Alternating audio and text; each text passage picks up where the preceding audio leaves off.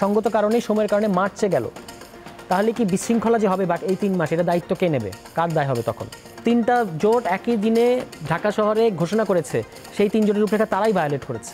এবং এই যে তার সাজানো প্রশাসন, এখানে সারাত তুষার আছে, আমি জানি না কেন এনসিপি দায়িত্ব নিচ্ছে না যে শেখ হাসিনার সাজানো প্রশাসন দিয়ে ডক্টর ইউনূস এখনো বাংলাদেশ পরিচালনা করছে। একজনের বিরুদ্ধে আমরা একটা মামলা পর্যন্ত করতে পেরেছি।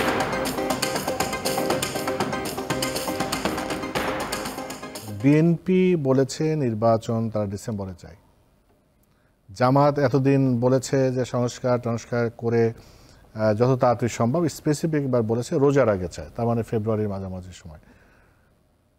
অন্তর্বর্তী সরকার থেকে বলছে যে ডিসেম্বর টু জুন এর মধ্যে, সংস্কারের উপর নির্ভর করে। আপনাদের দল থেকে আসলে নির্বাচন কবে চান? এটা ঢোকার আগে একটু দুটো কথা একটু রেসপন্স করবো। একটা হলো, আমি খুব খুশি হয়েছি যে মানে বিএনপির তরফ থেকে নির্বাচন কমিশনের একটা সমালোচনা এসেছে যে এই যে নিবন্ধনের যে সময়সীমাটা বাড়িয়ে দিয়েছে, এর ফলে বিএনপি এখন নির্বাচন কমিশনের গত অক্টোবর থেকে এই পর্যন্ত থেকে এই প্রথম এই নির্বাচন কমিশনের কোনো সমালোচনা বিএনপির তরফ থেকে এসেছে, অন্তত ভাই করেছেন, এই জন্য আমি এটা খুব পছন্দ করলাম। কারণ এখন নির্বাচন কমিশন এটা খুব রেগুলার প্রক্রিয়া, যখনই আপনি গণবিজ্ঞপ্তি দেবেন নিবন্ধনের জন্য আবেদনের প্রেক্ষিতে সময় বাড়বে, এটা সবসময় ঘটে এসেছে। কিন্তু এখন নিবন্ধনের সময় বাড়ালেও এটা নির্বাচন পেছানোর ষড়যন্ত্র হিসেবে দেখা হচ্ছে। Very fine. আইটলো ভাইয়ের সাথে আমি খুব, ভাই তো এই ইতিহাসের মধ্যে আসছেন, আমরা ইতিহাস পড়েছি, আমি খুবই বিনয়ের সাথে একটা জিনিসে বলি, যদি ভাইয়ের এই কথাটা ঠিক হয় যে সমাজ এই যে 4টা মূলনীতি, এই 4টা মূলনীতির ব্যাপারে তখন কোনো আপত্তি ছিল না, এটা যদি সত্যি হয়ে থাকে তাহলে আবুল মনসুর আহমদকে আমরা কোথায় প্লেস করব? তিনি তো পরিষ্কারভাবে লিখছেন যে আমরা 6 দফা এবং 11 দফার ভিত্তিতে মুক্তিযুদ্ধ সংগঠিত হয়েছে, এই 4 দফার এটা হুবহু এই ধরনের লাইন। মাওলানা ভাসানীর হক কথাতেও এই ধরনের কথাবার্তা পাওয়া যায়, আপনি যে হক কথার ভলিউমটা দেখেন। যে এটা হচ্ছে আমার কাছে মনে হয় যে ওই সময়ও অনেক আপত্তি ছিল এটা নিয়ে। আর এখন আমরা কখন নির্বাচন চাই? আমরা বলছি নির্বাচনের সময় হবে। বাংলাদেশের নির্বাচন ছাড়া ভিন্ন কোনো পথ নাই। 1-11 করার চেষ্টা করা হয়েছে, সেটা সফল হয় না। এখানে এগুলো চলবে না, এটা মিশন না, এটা তিউনিসিয়া না। এখানে আপনাকে ইলেকশনের পথে আসতেই হবে, কিন্তু ডিসেম্বরেই ইলেকশন দিতে হবে। This is our cut off time. আমরা এটার বিরোধিতা করেছি, এবং যদি আপনি ডিসেম্বরে ইলেকশন না দেন তাহলে দেশে বিশৃঙ্খলা হবে। তখন আমাদের মনে প্রশ্ন জাগে যে যদি ধরা যাক সঙ্গত কারণেই সময়ের কারণে মার্চে গেল, তাহলে কি বিশৃঙ্খলা যে হবে বা এই 3 মাস, এটা দায়িত্ব কে নেবে? কার দায় হবে তখন? আমরা বলেছি যে আপনি প্রয়োজনীয় সংস্কার সেরে, যে সংস্কারগুলো এই যে বিশেষত এই 6টা কমিশনের যে সংস্কার, জুলাই চার্টার ইত্যাদি, এটা সেরে আপনি যদি ডিসেম্বরে ইলেকশন আয়োজন করতে পারেন, we don't have any problem. আমাদের জন্য যাহা ডিসেম্বর তাহাই মার্চ, 2-3 মাসের পার্থক্য কি হবে? কিন্তু দেখা যাচ্ছে বিএনপি ডিসেম্বরের পরে একদিন হলেই বিএনপির জন্য অনেক সমস্যা হয়ে যাচ্ছে। কিন্তু আমাদের জন্য আপনি ডিসেম্বরে করেন আর মার্চে করেন, 2-3 মাসে হেরফেরে খুব বেশি সমস্যা হবে না। কিন্তু আমরা দেখতে চাই যে এটা দুটো জিনিস দেখতে চাই। একটা হচ্ছে আপনি সংস্কারের যেগুলো একদম মৌলিক সংস্কার আমাদের ভাষায়, কিংবা কমিশন বলছে যে যার মধ্যে দিয়ে বাংলাদেশের স্থায়ী গণতান্ত্রিক ব্যবস্থা প্রবর্তন করা যাবে, এই ধরনের সংস্কারটা কতটুকু নিশ্চিত করা হচ্ছে। 2 নম্বর জিনিস আমরা দেখতে চাইবো, এই যে জুলাই চার্টার, ভাই খুব সঠিক একটা প্রশ্ন তুলেছেন, এটা যে 3 জোটের রূপরেখার পরিণতি হবে না, তার কি? এটা তো বাস্তবায়ন হয় নাই। 3টা জোট একই দিনে ঢাকা শহরে ঘোষণা করেছে, সেই 3 জোটের রূপরেখা তারাই ভায়োলেট করেছে, তাই না? তাহলে এখনও যে জুলাই চার্টারের ক্ষেত্রে এটা হবে না, এটা নিশ্চয়তাটা আমরা বুঝতে চাইবো। এই দুটো জিনিস আপনি করে আপনি যদি ডিসেম্বর ইলেকশন দেন, আমরা উৎসব মুখর পরিবেশে এই ইলেকশনে জয়েন করতে চাই, কারণ আমাদের জেনারেশন এখন পর্যন্ত কখনোই কোনো ভোট দিতে পারে নাই। কিন্তু এই যে ইলেকশন পেছানো, এইসব কথাবার্তা না বলাই ভালো, কারণ আপনি একটা খুব সঙ্গত, একটা খুব প্র্যাকটিক্যাল কারণ আপনি ভেবে দেখেন, 28 ফেব্রুয়ারিতে 25-এর 28 ফেব্রুয়ারিতে আত্মপ্রকাশ করে একটা দল, তার জন্য ডিসেম্বরে ইলেকশন আর মার্চে ইলেকশনে কি এমন মানে রাত আর দিন পার্থক্যটা কি হবে? আপনাদের তো এখনো নিবন্ধন নাই। হ্যাঁ, নিবন্ধনের কার্যক্রম তো আমরা করছি, এই জন্য তো আমরা সময় চেয়েছি। এবং নিবন্ধন এটা তো খুব পরিষ্কার রোডম্যাপ দেখা যাচ্ছে, একটা দল আত্মপ্রকাশ করেছে, নিবন্ধনের জন্য সময় চেয়েছে, নিবন্ধনটা সে করবে, শর্ত পূরণ করবে, নিবন্ধনের জন্য আবেদন করবে এবং ইনশাল্লাহ পেয়েও যাবে নিবন্ধন। তাহলে এই দল তো আসলে ইলেকশনের মুখেই আগাচ্ছে। এই দল তো মানে রাজনৈতিক দল করার মানেই তো হচ্ছে আপনার সে মানে জনগণের রায়ে সরকারে যেতে চায় এবং দেশ পরিচালনা করতে চায়।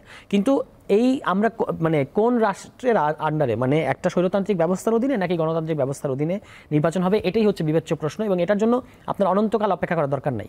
আওয়ামী লীগ সরকার যদি 2024 সালের 7 জানুয়ারি ইলেকশন, যে ডামি ইলেকশনটা করে তারা টিকে গিয়েছিল, যদি আলটিমেটলি তারা টিকতে পারতো, তাহলে 2029 সালের আগে বাংলাদেশে নির্বাচন হতো না। আমরা তো 29 পর্যন্ত আপনাকে যেতে বলছি না, আপনি বলছি যে একটু সবুর করেন, এই ডিসেম্বর টু মার্চ কি জুন, এই তো টাইম লাইন।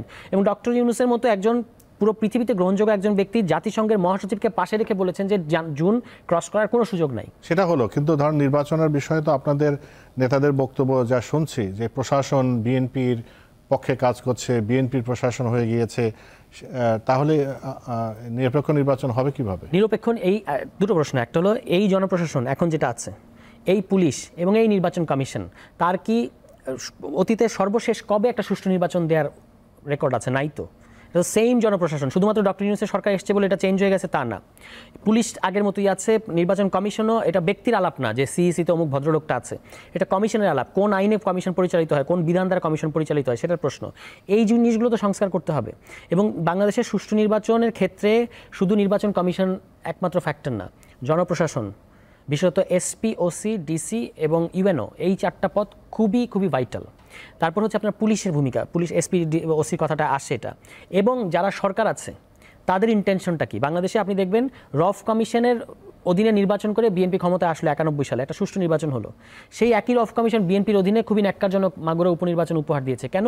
তার মানে প্রধান নির্বাচন, মানে নির্বাচন কমিশন একমাত্র বিবেচ্য বিষয় না, প্রধান নির্বাহীর ইন্টেনশনটা এখানে গুরুত্বপূর্ণ। তা আমরা বিশ্বাস করি যে ডক্টর ইউনূস সাহেবের একটা, তিনি বলেছেন যে বাংলাদেশ ইতিহাসে সবচেয়ে ভালো নির্বাচনটা এবার হবে, সেটা এবার হলো। কিন্তু আমরা মানে গ্যারান্টি চাই যে এর পরে 5 বছর পরে তো আবার ইলেকশন আসবে, তখনও যেন ব্যাপারটা একই রকম থাকে। এইটার একটা ব্যক্তির উপর আমরা নির্ভর করতে চাই না, দলের সদিচ্ছার উপর নির্ভর করতে চাই না, আমরা একটা সিস্টেম ডেভেলপ করতে চাই। ওয়ালটন মাইক্রোওয়েভ ওভেনের খাবার গরম রাখে দীর্ঘ সময় ধরে।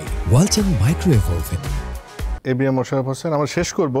আপনার নির্বাচন নিয়ে যত কথা বলেন, যতবার বলেন, আওয়ামী লীগ যাদের 15 বছর যাদের অত্যাচার আপনার দৌড়ের উপর ছিলেন, তাদের বিচার নিয়ে তো তেমন কোনো কথাবার্তা আপনারা শুনি না। কে বলছে আপনাকে? এটা বলি আমি খুব একটা শুনি না। এটা বলে আমরা প্রতিনিয়ত বলছি যে ফেসিস্ট শেখ হাসিনার বিচার করতে হবে, এবং এই যে তার সাজানো প্রশাসন, এখানে সারাত তুষার আছে, আমি জানি না কেন এনসিবি দায়িত্ব নিচ্ছে না।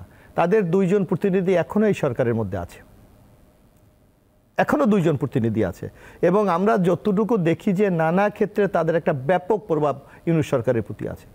সেখানে তারা কেন এখনো প্রশাসনকে আওয়ামী লীগ মুক্ত করতে পারছে না? বরং আমি আপনাকে একেবারে পরিসংখ্যানগতভাবে দিতে পারি যে শেখ হাসিনার সাজানো প্রশাসন দিয়ে ডক্টর ইউনূস এখনো বাংলাদেশ পরিচালনা করছে।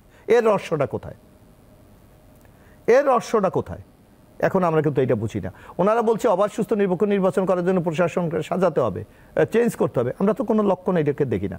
বরং আপনি দেখেন, আমরা এই নির্বাচন নিয়ে আমরা কেন আমরা সন্দিহান। ওনাদের কোনো নেতা বলে যে শেখ হাসিনার বিচার ছাড়া কোনোভাবে বাংলাদেশের নির্বাচন অনুষ্ঠিত দেওয়া যাবে না। তাইলে আপনি কি সে ফেসিস্ট শেখ হাসিনার মতো, এই যে আয়নাগরের মতো, গুমের মতো, কাউকে ক্যাঙ্গারু কোডের মতো সাজা দিয়ে দেবেন? অথবা এটা তো বিচার বিভাগের ব্যাপার, তত্ত্ব উপাত্তর ব্যাপার। সুতরাং আপনাকে আইনের শাসনে বিশ্বাস করতে হলে আপনাকে সেই প্রক্রিয়া আগাতে হবে। একদিকে যেমন আমরা সংস্কার চাই, এবং আমরা স্পষ্ট ভাষায় আমাদের দলের পক্ষ থেকে বলা হয়েছে, সংস্কার আর নির্বাচনের মধ্যে কোনো কনফ্লিক্ট আমরা দেখি না। নির্বাচনের মতো হবে, সংস্কার মতো চলবে। আমরা বলেছি যে কথাটি সারাত তুষারের সাথে একমত, যে একটি অবাধ সুস্থ নিরপেক্ষ নির্বাচন করার জন্য কোন জায়গাটা আপনার বর্তমানে রিপেয়ার করা দরকার, কোন জায়গাটা এখন সিরিয়াসলি অ্যাকশন নেওয়া দরকার, আপনি সেইটা নেন। কিন্তু 8 মাসে কি আপনি দৃশ্যমান কোনো অবস্থা দেখেছেন? আপনি বলেন, আপনি তো গণমাধ্যমে আছেন, যে নির্বাচন অবাধ সুস্থ করার জন্য এই জায়গায় আমার দরকার। আপনি দেখেন যে কথাটি আমরা বলেছি যে 14, 18, 24-এ যে কর্মকর্তারা এই শেখ হাসিনাকে ক্ষমতায় রাখার জন্য ভূমিকা পালন করেছে, আপনি তাদের বিরুদ্ধে এখনও কি সেই নুরুল হুদা অথবা কাজী রকিবুল হুদা এরা একজনের বিরুদ্ধে আপনি একটা মামলা পর্যন্ত করতে পেরেছেন? আপনি তো আমরা চাই এক্সাম্পল তৈরি হোক, আপনি কিন্তু করেন নাই। যার জন্য আমাদের বক্তব্য স্পষ্ট যে আপনার যেমন সংস্কার হবে, পাশাপাশি নির্বাচনে আপনাকে প্রস্তুতি নিতে হবে। কিন্তু আপনি যদি দীর্ঘদিন ক্ষমতা, এখন যেমন কোনো মহল থেকে কিন্তু আপনি দেখেন কিছু বলার চেরা যায়, ইউনূসকে আগামী 5 বছর আমরা দেখতে চাই, অর্থাৎ এই সকল শব্দ, এবং উপদেষ্টারাও বলে, এবং আমরা দেখি আবার এনসিবির নেতারাও বলে যে 5 বছর আমরা দেখতে চাই। তো এই সকল ঘটনা আগামী দিনের একটি অবাধ সুস্থ নিরপেক্ষ নির্বাচনের ক্ষেত্রে ব্যাপক সন্দেহ আমাদের আছে বলে আমরা মনে করি।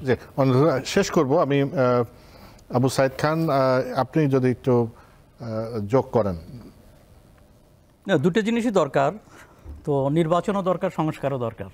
তো নির্বাচন তো আমরা 3টা নির্বাচন না হওয়ার মধ্য দিয়ে জনগণের যে ক্ষোভ, জনগণের মধ্যে যে ক্ষোভ যন্ত্রণা আছে তার প্রশমন দরকার, এবং একটা অর্থবহ নির্বাচনটা দরকার।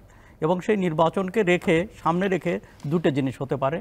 একটা হচ্ছে কিছু প্রয়োজনীয় সংস্কার যেগুলো করতে হবে, এবং সেই সঙ্গে একটা অঙ্গীকারনামা হতে পারে। অঙ্গীকারনামা সম্পর্কে আমি সেটা কতটুকু বাস্তবায়ন হবে সেই ব্যাপারে সংশয় আছে, কথা দিলাম রাখলাম না। হ্যাঁ, তারপরেও আমার মনে একটা অঙ্গীকারনামা, অর্থাৎ একটা ন্যাশনাল চার্টার দরকার।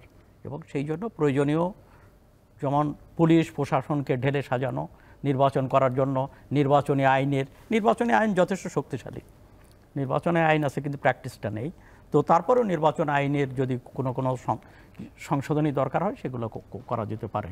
আর একটা হচ্ছে আমাদেরকে রাখতে হবে যে যত বেশি আইন হবে ততই বেশি অগ্রগতি হবে এমন ব্যাপারটা না।